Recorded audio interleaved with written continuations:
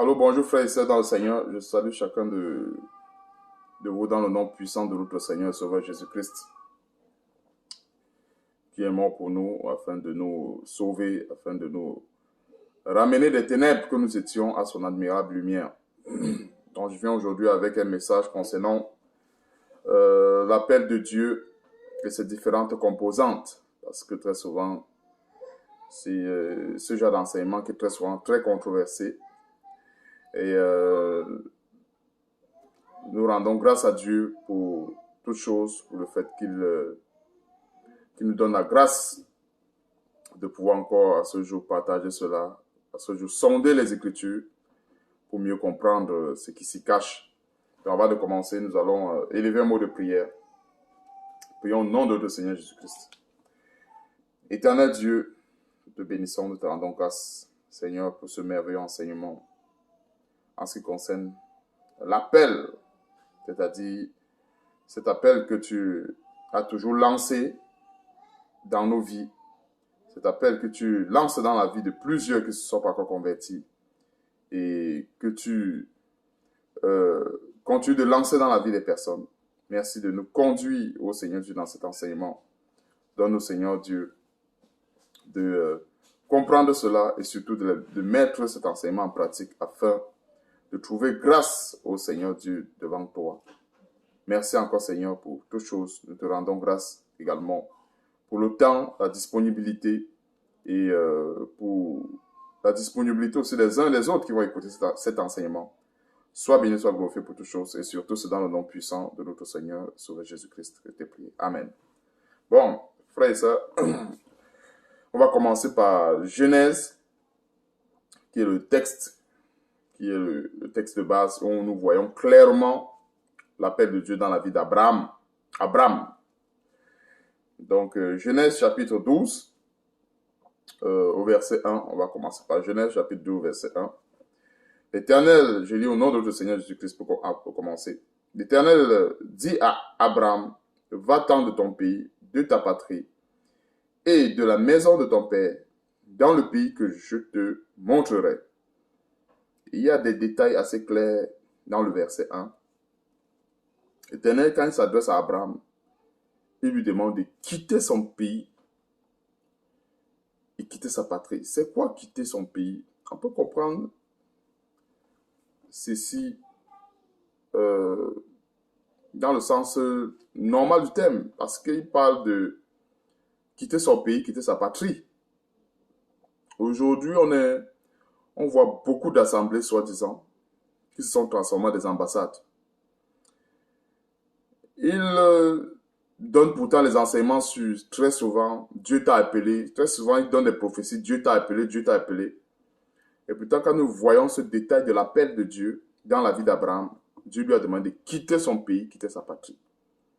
C'est quoi? Ça veut tout simplement dire que la patrie ne fait pas partie de l'église de Jésus-Christ. Ou le patriotisme, ça ne fait pas partie du corps de Christ. Et tu vas voir, plusieurs vont justifier en disant, nous sommes patriotes, nous sommes de tel pays et tout le reste. Pourquoi nous ne devons pas mettre un drapeau, mettre le drapeau de notre pays? Mais que ces gens comprennent que quand Dieu a appelé Abraham, il a dit, va-t'en de ton pays, de ta patrie. Donc la patrie ne fait pas partie du corps de Christ. Ne devrait même pas faire partie. La patrie, c'est pour les choses du monde. Les ambassades, c'est là où on voit des drapeaux, etc. Ou des consulats. Donc, l'instruction est claire. Dieu dit, va-t'en de ton pays. On va démêler un peu sur certains éléments clés comme cela pour mieux comprendre les termes de l'appel. Parce que souvent, on a beaucoup de problèmes avec l'appel de Dieu. Parce que beaucoup ont transformé ça à une autre doctrine, c'est-à-dire à l'appel à l'élévation, à l'appel aux richesses. Ça n'a rien à voir. Voici l'appel de Dieu dans le cas d'Abraham, qui est assez concret, assez précis, un appel assez concis en ce qui concerne la parole de Dieu. Va-t'en de ton pays, de ta patrie, de la maison de ton père. On ne peut pas répondre à l'appel de Dieu efficacement si on reste encore dans la maison de son père. Ça veut dire quoi, rester dans la maison de son père? Qu'on comprenne cela en profondeur. C'est rester sous la couverture, mais sous les ordres de ses parents.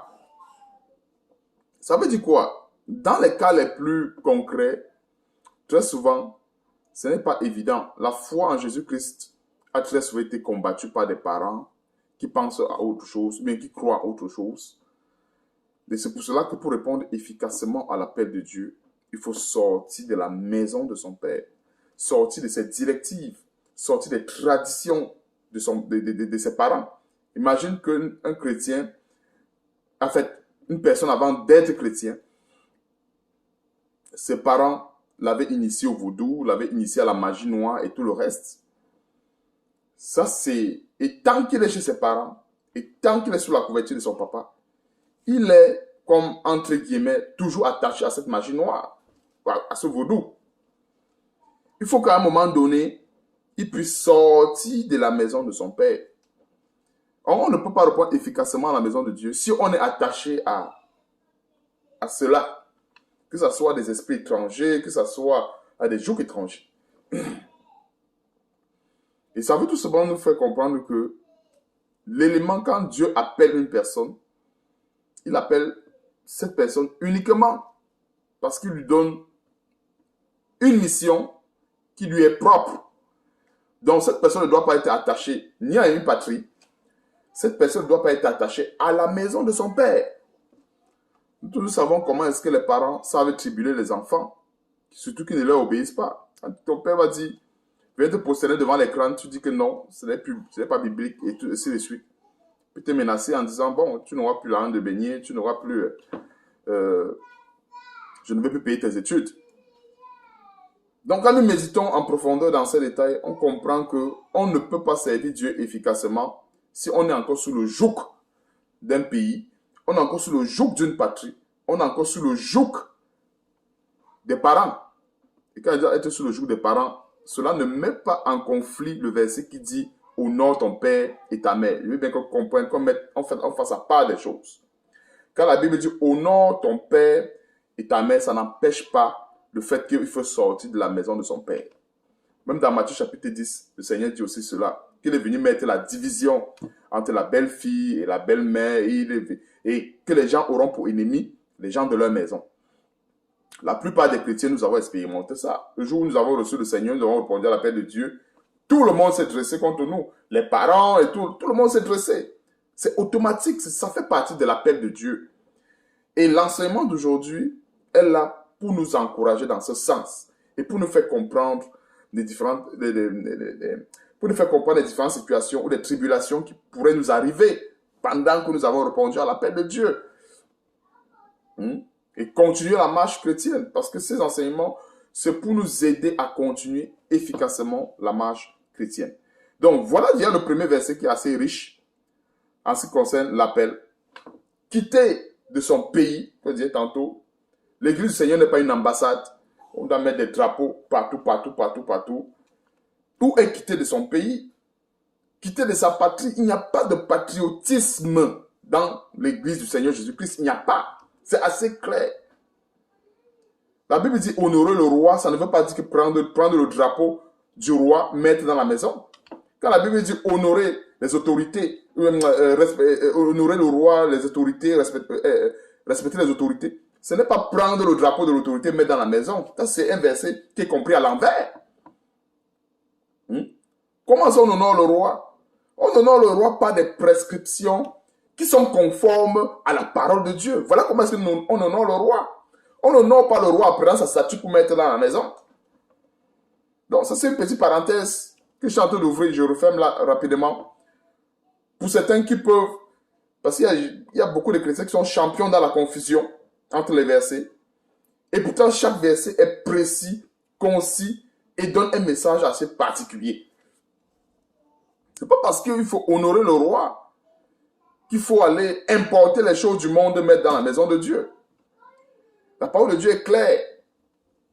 Sortir du pays, sortir de la patrie, sortir de la maison de son père, Et le dernier élément, allez, sors de la maison et de la maison de ton père dans le pays que je te montre. Donc, il va reprendre le verset 1. Tu es vraiment très riche en ce qui concerne la paix de Dieu. L'Éternel dit à Abraham, va-t'en de ton pays, de ta patrie et de la maison de ton père dans le pays que je te montrerai. C'est-à-dire, sortir non seulement de son pays, de la maison de son père et aller dans le pays que Dieu devait montrer à Abraham. Verset 2, je ferai de toi une grande nation et je te bénirai, je rendrai ton nom grand, tu seras une source de bénédiction. Verset 3, je bénirai ceux qui te béniront et je maudirai ceux qui te maudiront et toutes les familles de la terre seront bénies en toi. Donc, les versets 2 à 3, en fait, c'est les versets qu'on ne doit même pas s'attarder en ce qui concerne la paix. Pourquoi il dit que c'est les versets sur lesquels on ne doit pas s'attarder? Parce qu'il y a plusieurs qui s'attardent sur ce que j'appelle les accessoires. Hein?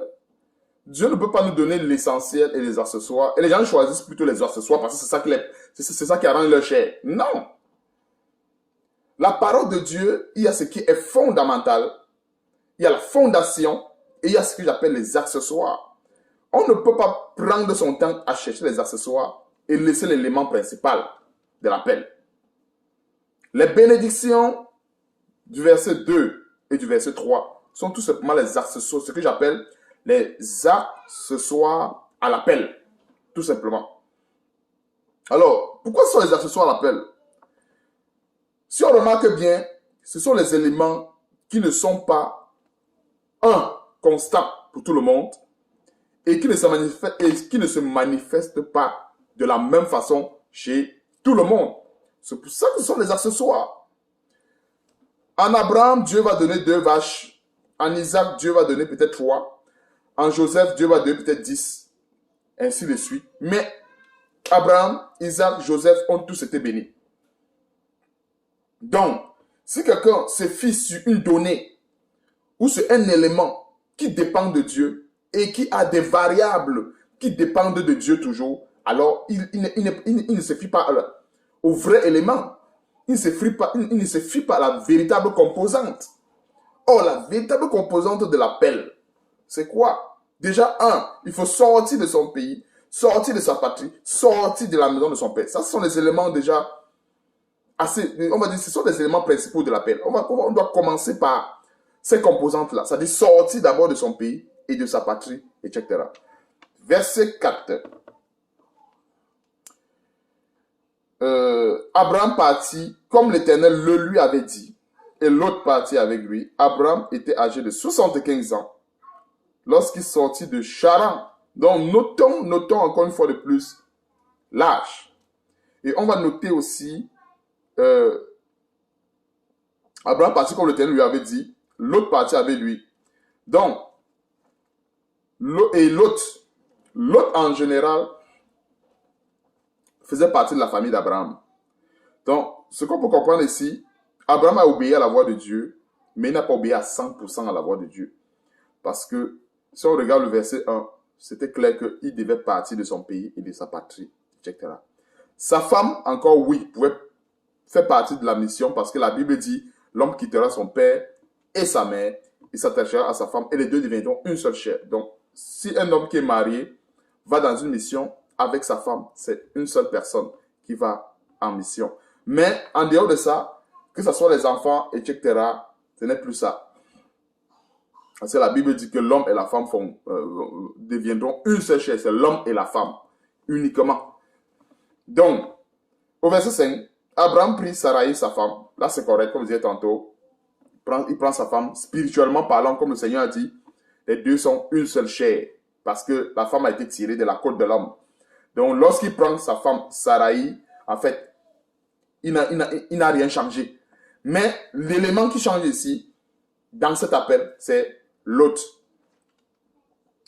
Et Lot, fils de son frère, avec tous les biens qu'il possédait et les serviteurs qu'il avait acquis à Charan, il partit pour aller dans le pays de Canaan et ils arrivaient au pays de Canaan. Donc, nous avons tout simplement vu une défaillance ici avec ce qui concernait Lot. Bon, c'est pour cela que on va voir que on a vu que par la suite, il y a eu des querelles entre les bergers d'Abraham et de Lot, mais Abraham, usant d'une grande sagesse, n'a pas voulu de querelle. Il a dit, mieux c'est Lot qui choisit l'endroit où il veut s'établir parce qu'ils ont multiplié dans le pays, ils ont acquis plusieurs biens et le pays était devant leur face. Il fallait faire un choix et puis Abraham a usé de beaucoup de sagesse envers l'autre. Et c'est pour ça que l'autre a choisi les plaines de Sodome et tout le reste. Bon, ça c'était un petit résumé que je fais là-dessus comme ça en passant. Parce que l'enseignement d'aujourd'hui que j'ai prévu, c'était pour mentionner les différents détails qui concernent l'appel, c'est-à-dire d'y a sorti de son pays, de sa patrie, de la maison de son père. Et il y a un autre élément important de l'appel qui concerne quoi? Les persécutions et les tribulations. On ne peut pas dissocier cela de l'appel. Et les bénédictions qui font aussi quelque part partie intégrante de l'appel, comme je disais tantôt, ce sont les accessoires, ça dépend de Dieu. Et je vais revenir un tout petit peu sur les bénédictions ou les dons ou la grâce un peu plus tard pour montrer que c'est une partie intégrante du domaine de Dieu. Donc, la partie qui nous concerne, c'est sortir de notre pays, sortir de notre patrie, sortir de la maison de nos parents, sortir en bref du joug qui n'est pas le joug de Christ. De tout joug qui n'est pas le joug de Christ. En fait, nous sommes en train de sortir de toutes ces choses. Parce que quand on dit sortir de ton pays, le pays aussi représente quoi? Le monde. Voilà un bon détail que nous pouvons comprendre. Le pays aussi représente le monde. Parce que pour ceux qui ont grandi dans un pays X ou Y, ces pays-là, ils ont des traditions qui sont propres à eux. Alors, le chrétien qui est dans ce pays, comme le Seigneur le disait souvent, ne doit pas copier. Le chrétien qui est dans ce pays ne doit pas copier les traditions de ce peuple. Le Seigneur disait ceci, que lorsque les enfants d'Israël devaient arriver dans un pays, ils ne devaient pas se prosterner devant les statues. Ils ne devaient pas se prosterner devant les idoles. Mais au contraire, ils devaient faire quoi? Est-ce qu'ils devaient se taire? Ils devaient briser les statues. Ils devaient briser les idoles. Et nous voyons que les éléments de l'appel devraient rester constants. Les éléments de l'appel devraient rester constants. Donc, il est hors de question que un chrétien ait quitté son pays, quitté sa patrie, quitté la maison de son père, arriver dans un autre pays où Dieu l'a montré et se conformer encore une fois de plus à se conformer encore une fois de plus aux mœurs de ce pays. Ce serait violer les termes de l'appel. Normalement, nous sommes censés garder ces termes de l'appel jusqu'à ce que le Seigneur revienne. Bon, on va prendre un volet important de l'appel. Parce que plusieurs, quand ils parlent de l'appel de Dieu, ils tournent sur les accessoires, parce que plusieurs chrétiens aujourd'hui sont séduits par les accessoires. Non. Les accessoires, ça ne dépend pas de nous. Ça ne dépend pas d'un homme, les accessoires. C'est Dieu qui donne les accessoires. On ne peut pas parler de l'appel de Dieu et on martèle seulement sur les accessoires. Les accessoires. Les éléments sur lesquels l'appel de Dieu repose, on ne touche pas. On a vu déjà les premiers points, sortir du pays, sortir de la maison, sortir de la patrie. On va voir l'autre point, les persécutions. Ça, c'est dans l'appel de Dieu. Et nous avons été appelés à cela, à vaincre les persécutions, à vaincre les tribulations. Nous avons été appelés à cela. On n'a pas seulement été appelés à, entre guillemets, c'est-à-dire quand Dieu donne un accessoire, qui est l'élévation et tout ça, on le cite fort bien. Mais quand la tribulation vient, on se dit peut-être que ça ne vient pas de Dieu. Non. Quand la Bible dit que ce n'est pas beaucoup de tribulations, qu'il va falloir entrer dans le royaume des cieux. On va prendre le cas non, restons toujours dans Genèse chapitre 12, s'il vous plaît. Genèse chapitre 12. Restons toujours là-dedans. Il y a un détail sur la persécution. Verset 9. Abraham continua ses marches en s'avançant vers le midi. Il y eut une famine, autant pour moi, dans le pays, et Abraham descendit en Égypte pour y séjourner, car la famine était grande. Plusieurs vont voir cela, dire que, ah oui, c'est une erreur et tout ça. Et pourtant, nous-mêmes aujourd'hui, nous-mêmes, nous commettons ces erreurs chaque jour. Quand il y a la persécution, on fuit, on passe se réfugier dans le monde. L'Égypte, c'est quoi? C'est le monde. La grande famine, c'est quoi? C'est la persécution. Il y a plusieurs chrétiens, quand ils sont persécutés, commencent à dire Dieu est amour, Dieu est bon, Dieu est ceci. Ils fuient, ils vont se réfugier en Égypte. Et c'est quoi fuir, aller se réfugier en Égypte? Le chrétien en général va fouiller les commandements, fouiller les paroles, tordre le sens et rester dans le péché. C'est ça, fuir la famine et rester en Égypte. Quand Dieu dit à un chrétien de se débarrasser de toute forme d'idole, de se débarrasser, soit pour une femme, des phares, de tout ce qui est artifice de beauté, elle va chercher le commandement qui dit, ou bien la parole qui dit Dieu regarde au cœur. Et rester dans ce contexte dit Dieu regarde au cœur, la circoncision, c'est la circoncision du cœur, rester dedans. D'autres même encore vont plus loin, ça pousser dans Matthieu chapitre 23 qui parle des pharisiens en disant que ce sont eux qui nettoient l'extérieur de la coupe, ils ne nettoient pas l'intérieur. On va traiter par exemple des chrétiens qui travaillent et le corps et le cœur des pharisiens. Tu vois, toute cette confusion. La sanctification, elle n'est pas seulement l'intérieur, elle est l'intérieur et l'extérieur. Et la sanctification n'est pas seulement l'extérieur, mais c'est l'extérieur et l'intérieur. Les deux plans en même temps. On ne peut pas les dissocier. Quelqu'un ne va pas dire que la sanctification, c'est seulement avoir la véritable apparence d'un bon chrétien et le cœur est rempli de rapines. Non. Mais la véritable sanctification, ça commence déjà par l'intérieur, avoir un cœur circoncis, renouvelé par la parole de Dieu, et aussi l'extérieur. On ne peut pas renouveler l'intérieur et l'extérieur d'un fou. Comment est-ce que les gens... Et très souvent, ça c'est le diable qui fait ça. Les gens du monde qui ne veulent pas entendre parler la parole de Dieu, quelle est la parole qui les convainc? Ou bien quel est l'élément qui les amène à Christ, si ce n'est pas l'extérieur? On pense toujours que pour que quelqu'un du monde vienne à Christ, il faut citer les versets. Oh, Jésus t'aime, Jésus t'aime, Jésus t'a appelé, Jésus t'aime. Non. Il y a des gens qui n'aiment pas entendre ça. Très souvent, moi qui ai fait ce terrain d'évangélisation, il y a plusieurs personnes qui n'aiment pas entendre parler du nom de Jésus-Christ. Mais qui veulent voir l'extérieur. Ils veulent voir la patience, ils veulent voir la bonté, ils veulent voir la bénité, ils veulent voir les fruits de l'esprit en une personne avant de comprendre que certainement Dieu agit par cette personne-là. Mais si cette personne se limite seulement, j'ai l'intérieur, j'ai l'intérieur, j'ai l'intérieur, et mon extérieur n'est pas conforme à l'intérieur, bien sûr, ça ne sert à rien. L'extérieur, qui est la sanctification extérieure, doit être conforme à l'intérieur. Et les deux doivent être considérés ensemble pour qu'elles soient parfaites. Donc, certains chrétiens arrêtent de dire non, la sanctification c'est l'intérieur, l'intérieur. Non, c'est l'intérieur et l'extérieur. Celui qui fait seulement un côté, il laisse l'autre, n'a rien fait. Celui qui fait l'extérieur, il laisse l'intérieur, n'a rien fait. Dieu nous appelle à travailler l'intérieur et à travailler l'extérieur. C'est une petite parenthèse en ce qui concerne la sanctification. Et quand on voit au verset 9, et Abraham descendit en Égypte. Il disait ceci, plusieurs chrétiens aujourd'hui aiment l'Égypte.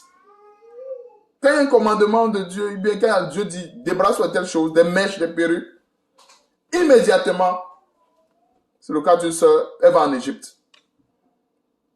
Quand on dit aller en Égypte, c'est aller dans la parole de Dieu. Parce qu'on parle de l'Égypte aujourd'hui, on va se dire que ce n'est pas un pays humain. C'est ça, aller dans la parole de Dieu, chercher des versets. Non, Dieu ne regarde pas mes perruques, Dieu ne regarde pas ceci. Même pour les hommes, c'est pareil. Même pour les hommes, c'est pareil. On va dire en général, non, ne pas célébrer telle fête parce que ça n'honore pas Dieu et tout le reste. Les hommes vont raisonner en disant, non, quand on célèbre cette fête, on loue le nom de Dieu, on chante Dieu et puis, même si je célèbre mon anniversaire, mais je chante Dieu. Donc, je rends grâce à Dieu. C'est-à-dire vouloir toujours amener l'Égypte dans les choses de Dieu.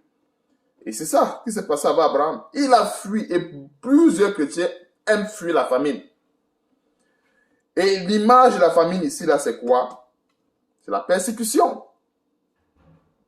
Et cette famine, très souvent que Dieu peut envoyer dans nos vies, c'est pour faire quoi? Pour crucifier notre chair. Cette famine est là pour crucifier notre chair. Et les chrétiens qui vont fuir la crucifixion, la crucifixion de la chair, ils vont plutôt aller en Égypte. Et quand on parle d'aller en Égypte, la meilleure façon que les chrétiens vont en Égypte, c'est avec la parole de Dieu. Hein. Ils ne vont pas en Égypte. Non, c'est avec la parole de Dieu. Je dis c'est que par expérience, c'est avec la parole de Dieu que plusieurs chrétiens vont en Égypte. Ils vont chercher des versets qui vont les amener à rester dans leur péché. Qui vont tordre bien sûr le sens. Parce que chaque verset biblique, il n'y a pas un verset en général qui amène quelqu'un à rester dans son péché. Mais c'est que plusieurs prennent un verset et le sortent de son contexte. Et après le verset devient vide de son sens. Tout simplement. Donc voilà les erreurs à ne pas commettre dans l'appel de Dieu. Nous ne sommes pas en train de juger la marche d'Abraham. Ce n'est pas ça qui nous intéresse aujourd'hui. Mais nous sommes en train de s'instruire par rapport à cela. On s'instruit par rapport aux erreurs passées. Parce qu'on ne peut qu'appeler erreur, mais ce n'est pas une forme. Nous ne sommes pas en train de juger l'erreur du patriarche Abraham parce que c'est lui le père de la foi. Mais nous sommes en train de s'instruire par rapport à ces erreurs pour ne pas commettre la même chose. C'est même l'une des raisons pour lesquelles nous méditons sur l'Ancien Testament. L'Ancien Testament, normalement, quand nous méditons cela, c'est pour notre instruction. Donc, on cherche à s'instruire par rapport à ces erreurs. Maintenant, on va regarder le côté de Joseph. Non, autant pour moi, Isaac, dans Genèse chapitre 26. Donc, je suis dans les composants de l'appel. On a fini avec les détails tels que sortir du pays, sortir de la patrie. Nous sommes dans les tribulations. L'un des détails les plus importants qu'on devrait normalement enseigner à tout chrétien qui veut plaire au Seigneur, c'est le détail tribulation dans l'appel. C'est une composante très, très, très, très importante dans l'appel de Dieu. Donc, Genèse chapitre 26, à partir du verset 1, ça c'est le cas de Isaac. Il y eut une famille dans le pays, outre la première famille qui eut lieu dans le temps d'Abraham. Et Isaac alla vers Abimelech, roi des Philistins à Guérar. L'Éternel lui apparut et dit, ne descends pas en Égypte. Demeure dans le pays que je te dirai. Séjourne dans ce pays-ci, je serai avec toi et je te bénirai. Car je donnerai toutes ces contrées à toi et à ta postérité, et je tiendrai le serment que j'ai fait à Abraham ton père. Je multiplierai ta postérité comme les étoiles du ciel. Je donnerai à ta postérité toutes ces contrées, et toutes les nations de la terre seront bénies en ta postérité. Verset 5.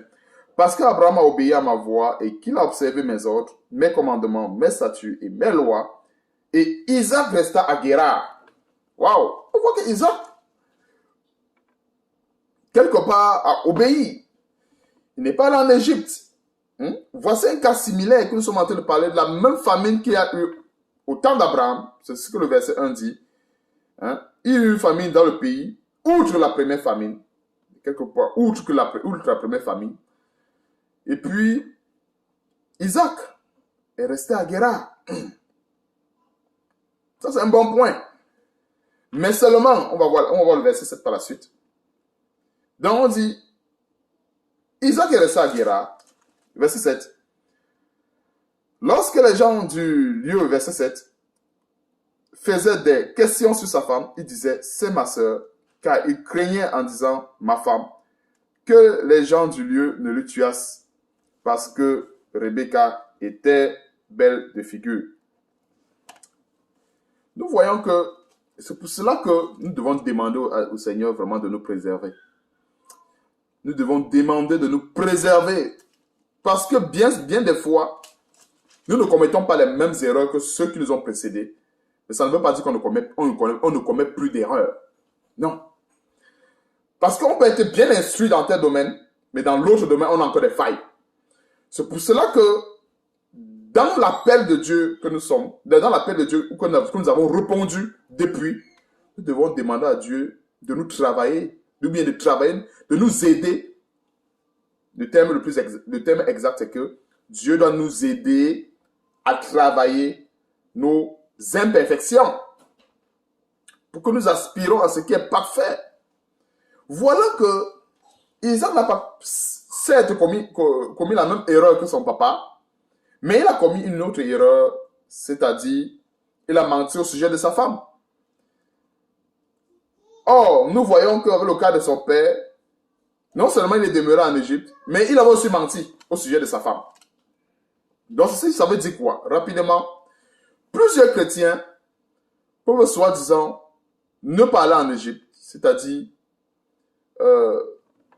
obéir formellement à la parole de Dieu, mais quelque part n'ayant pas renouvelé leur intelligence dans un certain domaine, cela crée une faille à la désobéissance. C'est des exemples clairs qu'on peut avoir dans nos vies. Une personne peut croire bien faire quelque chose pour Dieu. Ça ne veut pas dire qu'elle croit bien faire, qu'elle le fait bien. Une personne peut faire quelque chose disant que non, vraiment, je ne veux pas aller en Égypte. Je veux faire telle chose pour Dieu. Par exemple. Mais dans son cœur, Dieu seul sait qu'elle le fait, enfin, que la personne ne le fait pas bien. C'est comme, je peux peut-être un exemple. Comme pour plusieurs personnes, par exemple, qui n'ont pas encore renouvelé l'intelligence dans beaucoup de choses dans leur vie. Tu vas voir quelqu'un qui aime soit ses enfants, soit son épouse, c'est l'épouse qui aime son mari. Elle, par exemple, pour manifester son amour chaque année, elle attend soit Noël, soit anniversaire, pour donner un cadeau à son mari, pour donner un cadeau à son enfant. Tu vois, dans son cœur, l'intention n'est pas forcément... Elle n'a pas forcément... L'intention n'est pas mauvaise. Mais l'action qu'elle pose est condamnable parce que elle est en train de donner la gloire aux divinités. Et pourtant, dans son cœur, elle se dit, ah, j'aime mes enfants, j'aime mon époux. Vraiment, comment... Voilà les fêtes de Noël, comment est-ce que je veux passer Noël sans lui donner? Tu vois un peu, regardez un peu comment... Regardez un peu le message que nous pouvons comprendre à ce niveau. Cette femme ne part pas en Égypte, c'est-à-dire que elle ne part pas se vautir dans l'adultère. Ce monsieur ne va pas se vautir dans l'adultère, c'est-à-dire qu'il ne part pas en Égypte. Mais c'est pas parce qu'il n'est pas parti en Égypte et qu'il est resté dans le commandement du Seigneur qu'il ne pêche pas. C'est tout simplement parce que l'élément dans lequel on n'a pas renouvelé notre intelligence peut devenir une porte par laquelle Satan vient nous tribuler. Ou bien Satan vient nous séduire. Et certainement, nous voyons qu'à l'égard de la fermeté, de la vérité, l'intelligence d'Isaac n'était pas assez renouvelée. L'intelligence d'Isaac, ce n'est pas question de condamner cela. Nous sommes en train d'apprendre. Nous sommes en train de nous instruire par rapport à cela. Vous savez que la même situation, si ça nous arrive, bien que nous ne sommes pas aller en Égypte, c'est-à-dire aller chercher les solutions dans le monde. Parce que comprenons l'Égypte comme aller chercher les solutions dans le monde. Aller chercher les solutions qui ne conviennent pas à la parole de Dieu. C'est-à-dire, même si c'est dans la Bible et que ça ne convient pas à la volonté de Dieu, c'est l'Égypte. Donc, ne pas aller chercher les solutions qui conviennent à la volonté de Dieu. Eh bien, allez, autant pour moi, j'ai fait un lapsus. Aller chercher les solutions qui ne conviennent pas à la volonté de Dieu, c'est aller en Égypte. Donc, on peut bien rester dans la maison, dire non, telle solution, vraiment, Dieu reste cela. Mais l'élément sur lequel on n'a pas renouvelé notre intelligence, en fait, c'est des points de renfort, soit avec la désobéissance, soit avec le mensonge. Donc, vraiment que Dieu, sur ça, on peut comprendre que vraiment nous avons besoin, nous avons du travail à faire. C'est ça le but de l'enseignement. Nous avons du travail à faire. Nous réalisons que on ne doit pas avoir de faille dans notre foi. Nous devons demander à Dieu de nous rendre solides, comme le roc, de nous amener chaque jour vers la perfection. Parce que bien des fois, on ne part pas en Égypte, on ne part pas dans le monde Mais on peut toujours pécher. Voilà. Isaac était resté à Guérar. Il avait obéi aux instructions de Dieu. Mais au verset 7, on voit qu'il y a le péché. Il a menti. Et ça, c'est quelque chose qui arrive à tout le monde, qui peut arriver à tous les chrétiens, à plusieurs chrétiens, beaucoup plus, qui n'ont pas assez renouvelé l'intelligence. C'est pour ça que nous devons vraiment nous évertuer, afin, comme la Bible dit dans Romains chapitre 12, verset 2, ne pas se conformer au siècle présent, mais être transformé par le renouvellement de l'intelligence. Donc, ce n'est pas parce qu'on n'est pas parti en Égypte qu'on ne peut pas pécher. Non. On a vu l'exemple d'Abraham. On pourrait dire, parce qu'il est parti en Égypte, il a fui la famine, c'est pour ça qu'il a péché. Maintenant, donc, le cas d'Isaac, on va dire quoi? Il est resté à Guérar, mais il a toujours péché. Alors, l'enseignement que nous retenons dedans, le message que nous tirons là-dedans, c'est que oui, on peut bien rester dans la volonté de Dieu sur un certain nombre de points, mais là où on n'a pas renouvelé l'intelligence, ça sert de point de renfort avec la désobéissance, ou bien ça peut nous amener. C'est pour ça que dans la foi chrétienne, ou dans l'appel de Dieu, nous devons nous évertuer à méditer non seulement la parole de Dieu, mais à travailler avec crainte et tremblement pour notre salut, pour que notre vie spirituelle aille de progrès en progrès. Donc, voilà ce qu'on peut tirer à ce niveau. Le dernier point de l'appel, on va voir la correction, c'est avec Joseph. Avec Joseph. Et je vais tout simplement me limiter à l'essentiel. Mais pour ceux qui vont suivre l'enseignement, peuvent rentrer à partir de Genèse chapitre 37 pour voir l'appel de Joseph. Et quand je parle de l'appel de Joseph ici, c'est son père qui l'avait envoyé aller chercher ses frères. Et Joseph est parti en allant chercher ses frères. Il a été persécuté par ses frères. À cause de quoi? À cause de ses songes. À cause, en fait, de l'appel de Dieu dans sa vie. Dieu l'avait appelé justement à cette mission, c'est-à-dire à perdre ses frères, à perdre tout le monde. Et c'est justement ce qu'on a vu. Quand on a dit que par la suite, c'est justement ce songe qui s'est réalisé. Et puis quand Joseph a raconté ses songes à ses frères, il a été persécuté. Ses frères ont cultivé la haine à son égard. Maintenant, lui, il est parti avec un cœur humble, un cœur simple pour aller appeler ses frères, puisque c'était son père Jacob qui l'avait envoyé. En allant là-bas, ses frères l'ont mis dans un fût, vendu chez les Mandianites. Étant vendu chez les Mandianites à leur tour, l'ont vendu chez Pharaon. Et nous sommes arrivés au chapitre 39, où Joseph, étant chez Pharaon, a prospéré ou a trouvé grâce.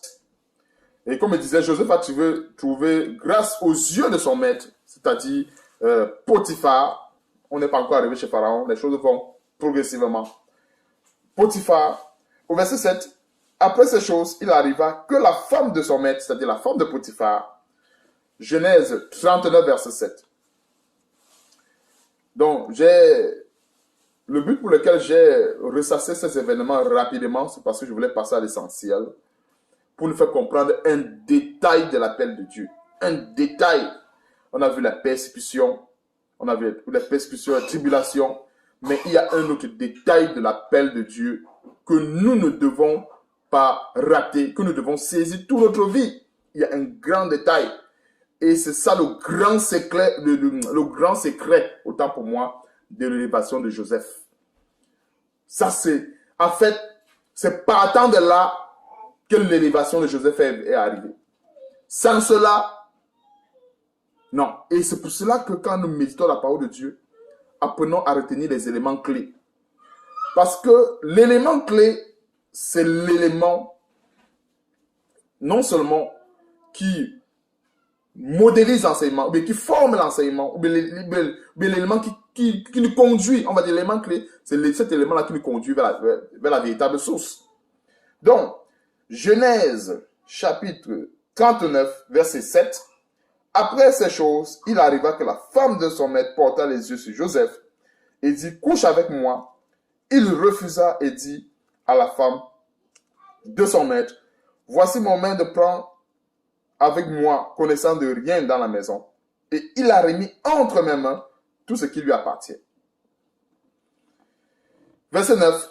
Il n'est pas plus grand que moi, dans cette maison et il ne m'a rien interdit, excepté toi, parce que tu es sa femme.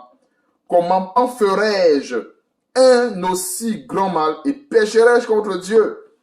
Waouh! Ça, c'est la crainte de Dieu. La crainte de Dieu doit être sans faille dans nos vies. À ce dernier élément que je m'arrête pour l'enseignement d'aujourd'hui. La crainte de Dieu doit être sans faille. Elle ne doit pas fléchir devant l'élévation. Elle ne doit pas fléchir devant quoi que ce soit. La crainte de Dieu. Elle ne doit pas fléchir devant n'importe quel poste qu'on puisse avoir dans ce monde. On peut avoir des postes d'ambassadeurs, de ministres, de directeurs, de quoi, je ne sais pas. Mais la crainte de Dieu ne doit point fléchir. Voilà le secret de l'élévation de Joseph. Voilà le secret. La crainte de Dieu. Joseph avait compris que même s'il il devait être élevé au rang de gouverneur, mais cela, la crainte de Dieu, ne devrait pas s'amuser avec ça. Et nous ne devons pas nous amuser avec la crainte de Dieu. Ça, c'est une composante assez cruciale dans notre appel. Pensons toujours à Dieu. Pensons toujours à Dieu et à sa volonté dans quelques missions où nous pouvons être appelés. Dans quoi que ce soit, pensons à la part de Dieu. Je vais faire telle chose. Où est la part de Dieu dedans? Je vais faire ceci. Où est la part de Dieu? C'est ça la crainte de Dieu. Et c'est ça que Joseph a mis en application. Au verset 7. On voit bien, au verset 8. On voit bien que la femme de son maître l'a harcelé. Et il a dit à la femme de son maître, il a refusé. Voici mon maître ne prend avec moi connaissance de rien dans la maison. Il a remis entre mes mains tout ce qui lui appartient. Si on peut, il est profond. On va juste se limiter à l'essentiel, mais il est profond. Il a remis tout ce qui lui appartient. C'est-à-dire son maître avait tellement confiance en lui que son maître lui a remis l'intendance autour de la maison. Donc voilà, j'ai. Mais est-ce que Joseph regardait à ça? Joseph n'a pas regardé à ce poste. Il n'a pas regardé au fait que son maître lui a donné l'intendance de la maison. Mais s'il y avait un chrétien charnel, ou s'il y avait un chrétien soi-disant qui n'avait pas renouvelé son intelligence, il serait tombé dans le piège. Il va dire, oh, voilà. Oh, Dieu m'a amené à être élevé. Dieu m'a donné un grand poste. Pourquoi est-ce que je vais résister? Certainement, même, elle va encore me donner encore un autre poste dans la maison. Voilà, je vais me vautrer avec elle et puis voilà. D'autres auraient réagi comme cela. Mais Dieu a même il m'a déjà donné un poste de directeur, il m'a donné tout le truc de la maison. Maintenant, donc voilà encore une occasion pour que je puisse... voilà comment un chrétien charnel devait tomber dans le piège et puis voilà. Et Joseph a mis en application l'obéissance sans faille et la crainte de Dieu. Voilà l'élément, un des éléments clés. La crainte de Dieu. Ça doit être, c'est-à-dire, pour vaincre la tribulation que nous avons vu tantôt, les persécutions, la famine et tout le reste, la crainte de Dieu.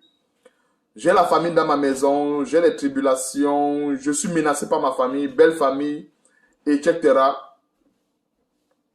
Quel est l'élément que je dois saisir pour y arriver, pour y parvenir, ou pour vaincre cette situation? La crainte de Dieu. Dans tout ce que nous pouvons avoir, persécution, tribulation, demandons quelle est la part de Dieu. Et c'est pour ça qu'il y a un merveilleux verset dans Romains chapitre 8 qui dit: sera-ce la famine, sera-ce la tribulation, sera-ce la nudité, sera-ce le paix? Qu'est-ce qui pourra nous séparer de l'amour de Dieu qui a été manifesté en Jésus-Christ? Joseph l'a manifesté ici. Ce verset de Romains, qu'est-ce qui peut nous séparer? Joseph dit que mais j'ai certes l'élévation, j'ai certes l'intendance de la maison, mais qu'est-ce qui va me séparer de l'amour de Dieu? Qu'est-ce qui va me séparer? Qu'est-ce qui va m'empêcher de manifester la crainte de Dieu? Rien. Je suppose que cette femme, pour venir séduire Joseph, elle avait une tenue légère. Elle avait une tenue légère.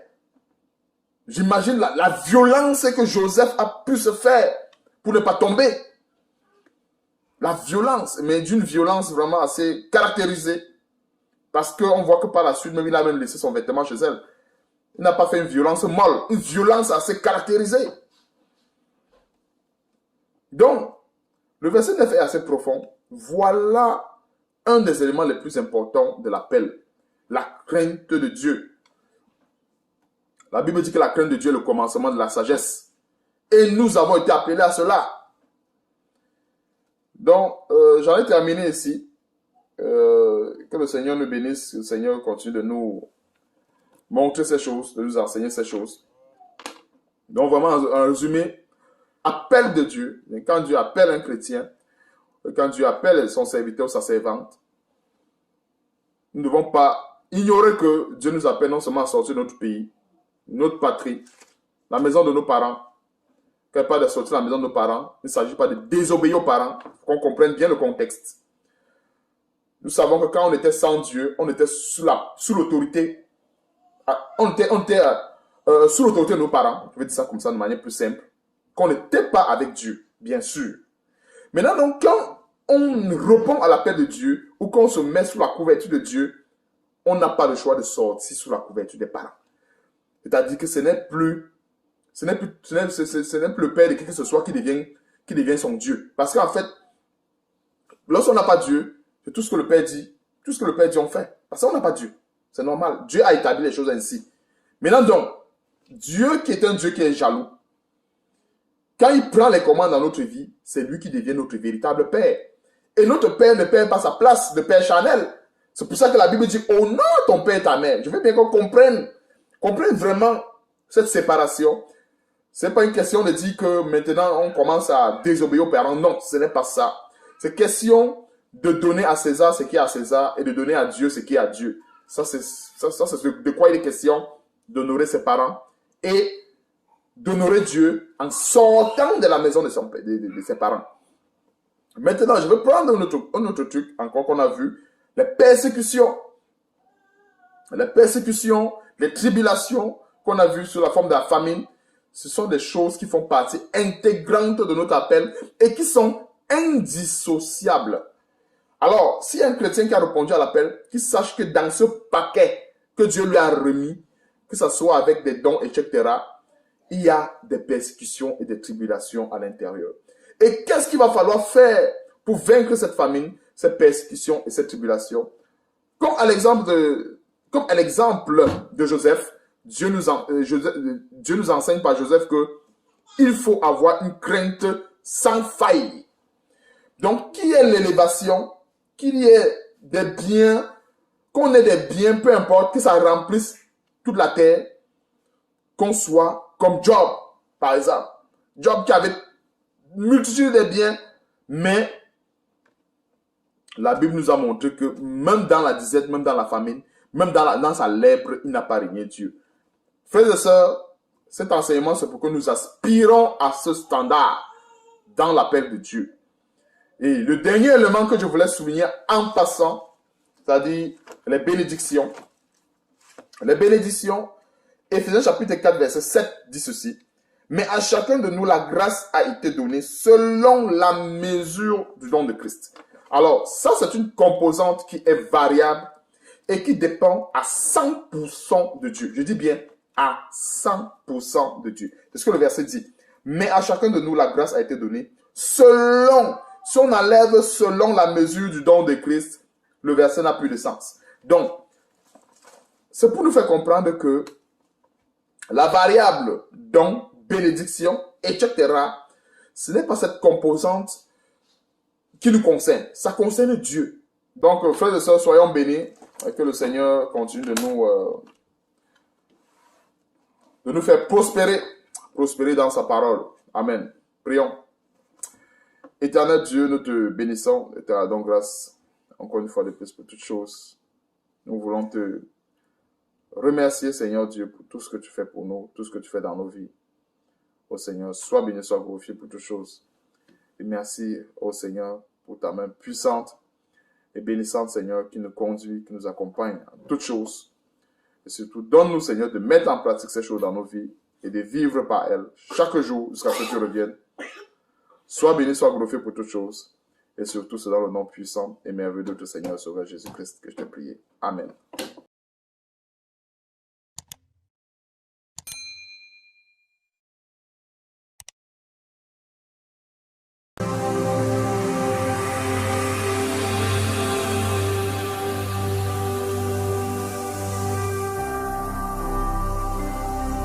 Jésus-Christ TV,